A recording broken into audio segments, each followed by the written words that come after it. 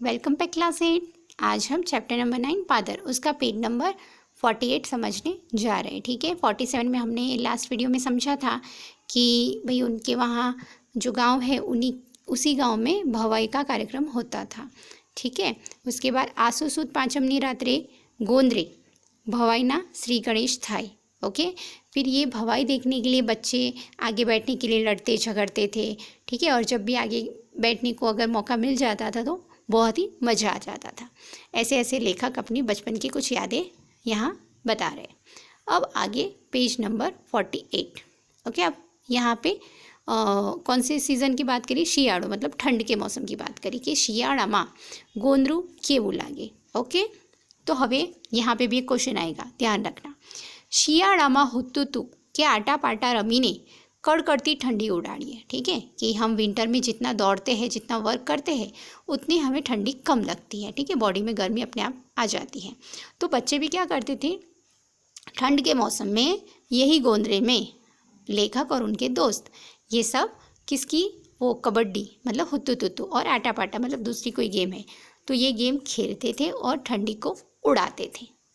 आमली पिपड़ी पण रमिए मतलब पेड़ पे चढ़ना उतरना छुपना, ये सब भी वो खेलते थे। तो यहाँ पे आएगा कि शियाड़ामा लेखक कई कई रमतो रमता, तो हुत्तुतुतु आटा पाटा और आमली पिपड़ी। ओके, ये तीनों गेम के नेम है। अब उसके बाद कहते हैं वड़वा योना हिंचका बनाविए, जैसे यहाँ पे पिक्चर्स में तुम्हें दिख रहा है। ठीक है, रस्सियों के सहारे बच्चे झूला झूल रहे हैं और ये जो खुला सा मैदान है उसको बोलते हैं पादर, जहाँ एक तरफ क्या है कुआं है, एक तरफ चबूतरा है, एक तरफ वो छोटा मंदिर है, एक तरफ ये पेड़ लगा है, चारों तरफ वो बुजुर्ग बैठे हैं, जानवर नीचे बैठे, तो आने के भाई पादर। तो અહીંયા શું કહે છે कि कड़कड़ती ठंडीમાં અમે આવી રમત રમી અને ठंडी उड़ाड़िए।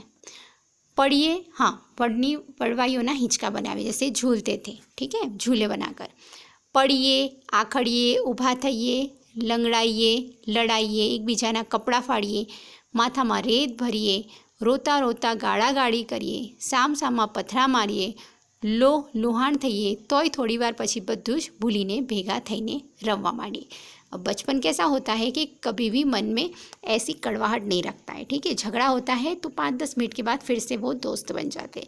तो लेखक भी वही कहते थे कि बचपन में हम अपने दोस्तों के साथ पढ़िए, आखड़िए मतलब पेड़ पे चढ़ते उतरते गिरते थे, फिर भी खड़े होते थे, लंगड़ाइए मतलब पैर में अगर चोट भी लग जाती थी तो ऐसे हल्के हल्के थोड़ा पैर टेढ़ा करके भी चलते थे, लड़ाइए मतलब एक दूसरे से लड़ते हैं, एक बीजाना कपड़ा फाड़िए, और लड़ते लड़ते ऐसी नौबत आ जाती थी कि एक दूसरे के कपड़े भी पकड़ के फाड़ देते थे।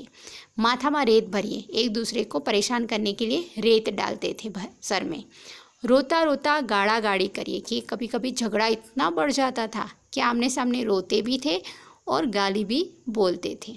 साम सामा पत्थरा मारिए, और ज़्यादा गुस्सा आ जाता था क्या करते थे, हाथ में पत्थर उठाकर एक दूसरे को मारते भी थे।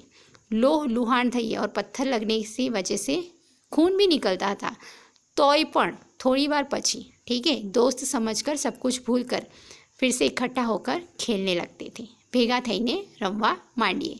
तो इस तरीके का लेखक का बचपन बीता है बहुत ही सुंदर यादों के साथ पादर में। बे घड़ी ना झगड़ा फरी एना ए। ठीक है, तो बड़े तो क्या करते हैं, छोटी सी बात पे अगर झगड़ा हुआ तो वो सालों साल तक याद रखते, पर बच्चों का मन कैसा होता है, बिल्कुल निर्मल कोमल, कि वो झगड़ा होता है तो तुरंत थोड़े पल में वो भूल जाते और फिर से मिलजुल कर खेलने लगते। तो फरी एना एज न फरियाद के फांदो। ठीक है, कोई फरियाद किसी से कोई शिकायत नहीं थी, ना तो कोई ऐसी बैरजेर थी। जीवो मारा भई मस्ती में अने आनंद में, कि ज़िंदगी कैसे जियो, खुशी से मिलजुल कर मस्त से जियो, ऐसा ही नारा लेखक का बचपन में था।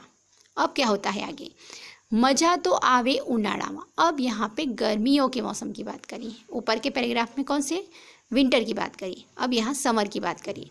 उनाड़ामा शाळानो समय सवारनो होय। ठीक है, गर्मियाँ ज़्यादा धूप हो जाती थी इसलिए सुबह मॉर्निंग की स्कूल होती थी, सवारनो समय होय, ये शॉर्ट क्वेश्चन आएगा। ठीक है, उनाळामा लेखकनी शाळानो समय कया समयनो होय, सवारनो। 11 વાગ્યાના વાગ્યા અને घर भेगा થઈએ। सुबह 7 बजे स्कूल चालू हो जाती थी, 11 साढ़े 11 को छुट्टी हो जाती, तो 11 વાગ્યાના વાગ્યા અને घर भेगा मतलब 11 बजे तक घर पहुँच जाते थे। खाइए पिए शू करिए, खाई पीने शू करिए, खाना पीना खाते थे और उसके बाद क्या करे ऐसा होता था, क्योंकि बच्चों को तो घर में चैन पड़ता नहीं है।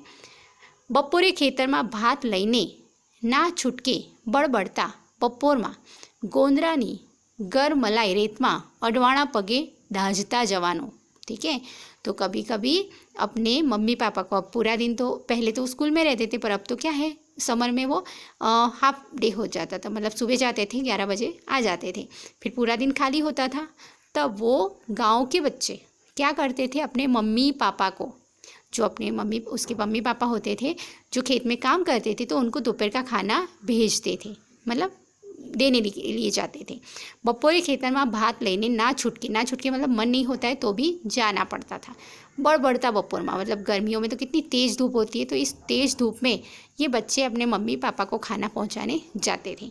गोंदरानी गरम मलाई रेत में अडवाणा पगे दाझता जवानो। अडवाणा मतलब खुला पगे। ठीक है, किसी बच्चों के पास होते थे, किसी बच्चों के पास नहीं होते थे चप्पल, तो उस टाइम पे ऐसे खुले पैर वो गोंदरे में रेत में खेलते थे। त्यारे तो चप्पल बूट के सैंडल स्वप्न में पण जोया न हता। ठीक है, तो कुछ बच्चों ने देखे होंगे, कुछ बच्चों ने तो न चप्पल देखे थे, न शूज़ देखे थे, न सैंडल देखे थे, सपने में भी नहीं देखे थे। तो ऐसे गरीब गांव के कुछ बच्चे होंगे जो अपनी बात कर रहे कि हमें तो बूट चप्पल के सैंडल स्वप्न में पण जोया न हता। ठीक है, तो हमने यहाँ पे विंटर और समर दोनों सीज़न के बारे में गोंदरे की हालत हमने देखी कि बच्चे किस तरीके से एंजॉय करते थे गोंदरे में। ठीक है, आगे हम बाद में समझेंगे। Okay, thank you.